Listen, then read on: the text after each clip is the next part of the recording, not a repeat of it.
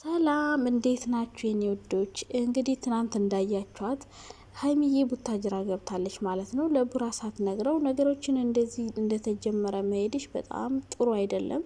ስለዚህ ምናልባት እንግዲህ ፋሲል ዛሬ ተከትሎ ቡታጅራ እንዳይሄድ ነው መፈራላችሁ። እኔስ ቡታጅራ ሄዶ እዛ ይበጠብጣል ብዬ ነው የማስበው። ምክንያቱም ሀይሚ ነገሮችን በጅምር ነው ትታቸው ሄደች።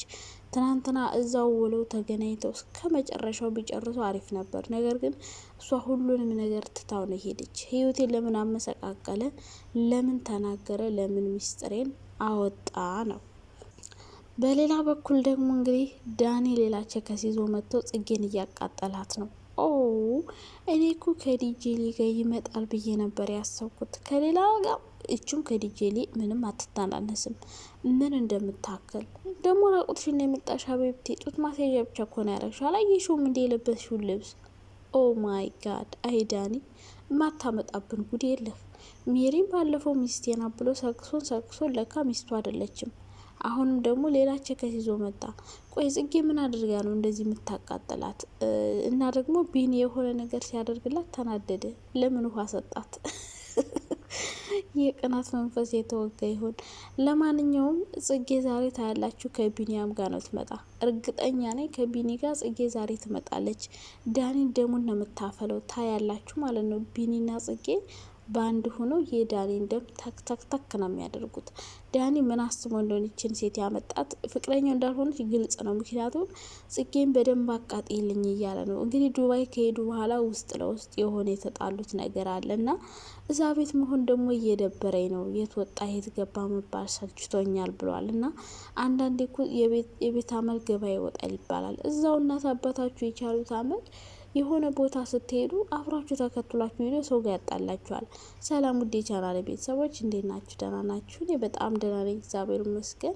እናንተም ሰላም እንደሆናችሁ ባለሙሉ ተስፋ ነኝ። ዛሬም በአዲስ ቪዲዮ ከች ብዬላችኋለሁ።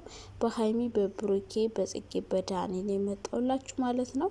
በነገራችን ላይ እንደመቁ ጠፉ እኮ። ኦ ማይ ጋድ የት ሄዳችሁ ነው? አትመጡም? እንዲ አንዳንዴ አትላላጡብንም? እንዴት ጠፋችሁ? ለማንኛውም ወደ ሀሳቤ ልመለስላችሁ። በመጀመሪያ ደረጃ ስለና ሀይሚ ሳወራላችሁ ሀይሚዬ ትናንት ቡታጅራ ይሄዳለች።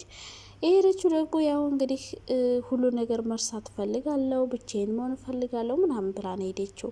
ነገር ግን ባለፈው ያልፈታችሁት ነገር አሁን መጥቶ እየረበሻችሁ ነው። ስለዚህ አሁንም ቢሆን ሳትፈቱ መሄድ የለባችሁም ነበር። በተለይ ብሩኬ የሆነ ነገር እንዳደረገች ሁሉ ምንም ሳትነግሩ ብድግ ብለሽ መሄድ የለብሽም ነበረ። ነገሮችን አስተካክላችሁ ፈታችሁ ይቅርታውን አንቺ እኮ ማለት ተበድለሽም ቢሆን ይቅርታውን መጠየቅ አለብሽ። ሚስጥርሽም ቢያወጣም ልክ እንደ እስካሁኑ ግን ትርቢልስ ከአንቺ ህይወት አልወጣም ብሎ ሲያወካ ቢኖርስ መሄዱን እንደውም መውደድ አለብሽ። ስለዚህ ይቅርታውን ተቀብለሽ ቻው ብለሽ መላክ ነበረብሽ እንጂ እንደገና ፋይል እንዲቀሰቀስ ነው የምታደርገው። አሁን ፋሲል ይቅርታዬን በደንብ አልተቀበለችኝም ብሎ እየተከተለ ቡታጅራ ቢሄድስ? ኢማጅን ይሄዳል፣ እርግጠኛ ነኝ ይሄዳል። ሀይሚን ደግሞ ቤተሰቦቿ አትመለሽም ነው የሚሏት በእርግጠኝነት። ባለፈውም በግድ ነው ወደዚህ የተመለሰችው። በቃ ትምህርቷን ካቆመች እዛ ምን ትሰራለች? እዚህ ሆነች ስሬ ከኛ ጋር ነው የምትባለው። ሰው ፋሲል ደግሞ እንግዲህ ለመበጥበጥ ቡታጅራ ይሄዳል። ከዛ ብሩኬ አልመለስም ይላል፣ የሆነ ክርክር ይኖራል ምናምን። ስለዚህ ፋሲል ደግሞ ለምንድነው ከልቦ ይቅርታ ያላለችኝ አስቀይሜያታለሁ አስከፍቻታለሁ ብሎ ካሜራውን ደቅኖ መሄዱ የማይቀር ጉዳይ ነው። ምክንያቱም ሀይሚ ነገሮችን ሳትፈታ በጅምር ነው ትታው የሄደችው። በቀላሉ አልተውም አለፋታውም እያለች ነው። እና ሌላ ጭቅጭቅ ፈለግሽ እንዴ? ባለፈው ተወኝ በቃ ከህይወቴ ውጣልኝ ከብሩኬ ጋር ልኑርበት እያልሽ ነበረ። አሁን ደግሞ ይቅርታ ሲጠይቃ ሀይሚ ተገለበጠች። ተገልብጣ አለቀውም አለፋታውም እያለች ነው። እና እኔ አንዴ ከህይወታችሁ ከወጣላችሁ ያን ሰው መተው እንጂ እንደገና ነገር እየቀሰቀሳችሁ ነገሮችን ማባባስ ጥሩ ነው ብዬ አላስብም። ይሄ ልጅ ደግሞ ቡታጅራ ሄደ ማለት ሌላ ነገር ይፈጥራል ማለት ነው። አካባቢሽን ሰፈርሽን ያውቃል ማለት ነው። ሶ ፈተሽ ነበር መሄድ የነበረብሽ ሀይሚ። እንዲሁ ነገሮችን በጅምር ትተሽ መሄድ የለብሽም ነበር። ቢያንስ ትናንትና ውለሽ ማለት ነው በቃ ይቅርታ ተበድለሽም ቢሆን ይቅርታ መቀበል አለብሽ። እሱ ያደረገው ነገር ጥሩ ነው ማለት ሳይሆን በቃ እንደዛ መሆን የለበትም ነበር። ጥሩ ባይሆንም ከህይወትሽ ስለወጣ ብቻ አመስግነሽ ይቅርታውን ተቀብለሽ መመለስ ነበረብሽ። ብሩኬን በጣም ነው የተናደደው። እሱ እንደ ጉዳሽ እንዳስከፋሽ ሁሉ ነው ትተሽው ሄድሽ። ብሩኬ እዚህ ጋር ምንም አላደረገም። እንደውም እኔ ቡራን በጣም ነው ያደነኩት እውነት ለመናገር በቃ ሁሉንም ነገር ያለፈ ነገር ነው ብሎ እየተወላት ማለት ነው። ያለፈ ነገር ነው ብሎ ጸጥ ነው ያለው። እሷ ግን ሚዲያ ላይ ሚስጥሯ ስለወጣ በጣም ነው የተናደደችው። ያናድዳል። አዎ ምክንያቱም ታዋቂ ሆናችሁ የሆነ ሰው አምጥቶ ስለ እናንተ ያልሆነ መወራት የሌለበትን መውጣት የማትፈልጉትን ነገር ሲያወራባችሁ በጣም ያናድዳል። ይሄ ምንም ጥያቄ የለውም፣ ግልጽ የሆነ ነገር ነው። ነገር ግን ካወራ በኋላም ደግሞ አውርቶም ከበጠበጠ ከረበሽ ካለያየሽ ይሄ መፈታት ያለበት ነገር ነው። ይቅርታ ማድረግ አለብሽ፣ መሸነፍ አለብሽ። ከዚህ በኋላ መጨቃጨቅ ካልፈልሽ ይቅርታውን ተቀብለሽ በቃ እሱም የራሱን ህይወት ኑር፣ አንቺም የራስሽን ህይወት ኑሪ። ከዛ ውጭ ግን አልፋታም አሁንም ቢሆን ብለሽ ሌላ ጸብ ከፈጠርሽ ግን አሁንም ነገሩ እንደገና ያገረሻል።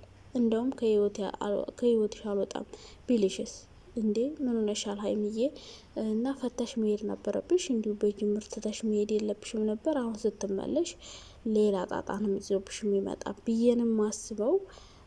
ጨርሰሽ መሄድ ነበረብሽ። አልፋታው ምናምን ያልሽውን ያው ጭቅጭቅ ከፈለሽ እንግዲህ ያው መጨቃጨቅ ነው። ሌላ ምንም ጥሩ ነገር ይመጣል ብዬ አላስብም።